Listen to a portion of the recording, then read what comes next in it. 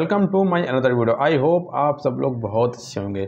आइए जानते हैं पर्सनल लोन का सेटलमेंट कब होता है और कितने पैसों में होता है, और हमें अपना जो पर्सनल लोन है सेटलमेंट कितने पे करना चाहिए।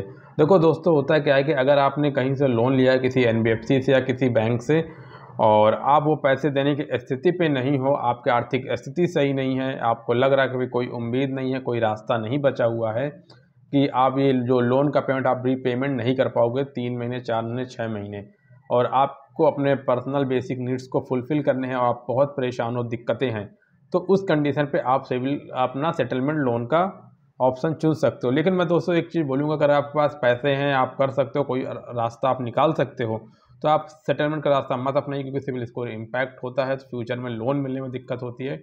और क्योंकि होता है कई बार कि आपको कभी भी लोन की रिक्वायरमेंट पड़ सकती है, किसी को नहीं पता होता लोन कब ज़रूरत पड़ जाए। तो फ्यूचर के लिए आप सिबिल स्कोर को अच्छा रखो। अगर फिर भी कोई रास्ता नहीं है ज़िंदगी में, तो सबसे पहले ब्रेड एंड बटर लाइफ को सुनिश्चित करना बहुत इंपॉर्टेंट है। इस कंडीशन पे आप सेटलमेंट का रास्ता अपना सकते हो।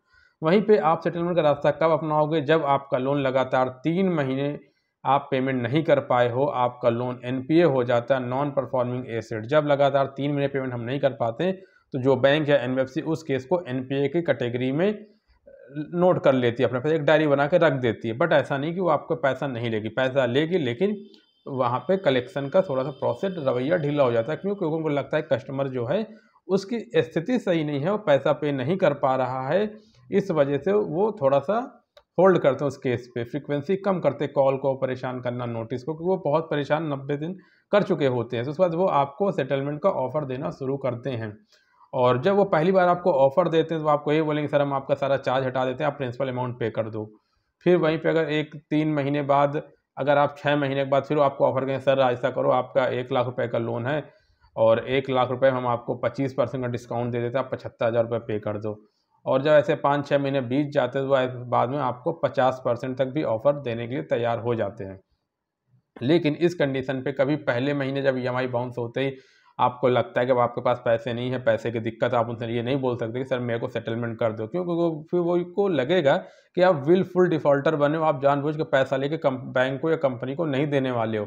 तो उनको ये चीज़ मत एहसास करो, क्योंकि आपकी स्थिति खराब है, आपको पता है, बट बैंक को कैसे पता चलेगा? जब 4-6 महीने बीत जाएंगे, तो उसके बाद जब आप उन्हें पेमेंट नहीं करोगे, तो फिर आपको मल्टीपल टाइम ऑफर देंगे। वो 3 महीने 4 महीने 5 महीने 6 महीने बाद आपको एक टाइम ऐसा आएगा 6 महीने के बाद, जब वो आपको 1 लाख के लोन को 50,000 में सेटलमेंट करने के लिए तैयार होंगे। जब वो लोन को सेटलमेंट करने के लिए तैयार हो जाएँ, तो आप उनको ठीक है सर, मैं पैसे की दिक्कत है, अगर आप वन टाइम कर सकते हो तो पूरा 50,000 दे दो। अगर नहीं कर सकते तो आप उस 50,000 को भी 3 टुकड़े 6 टुकड़ों में ले सकते हो, 10-10 हज़ार की EMI बना सकते हो।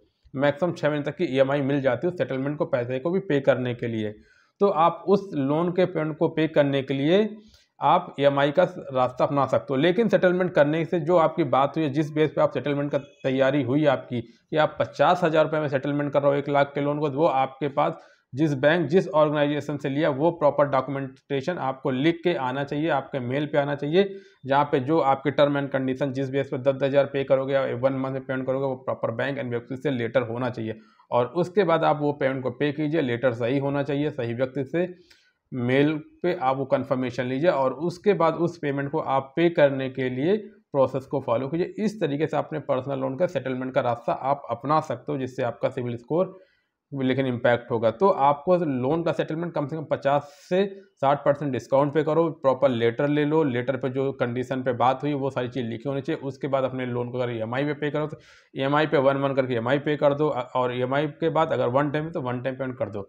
और पेमेंट करने के बाद अगले 30 दिन के अंदर NOC लेटर लेना मत भूलिए, और NOC लेटर के लिए फोर्स कीजिए कि NOC दीजिए। बट सेटलमेंट लेटर पे कई बार NOC नहीं दी जाती, तो आप इस तरह से अपने लोन को सेटलमेंट आप कर सकते हो। दोस्तों, ये एक बेसिक इन्फॉर्मेशन जो आपको पता होनी चाहिए, जो जानकारी आपके काम की है।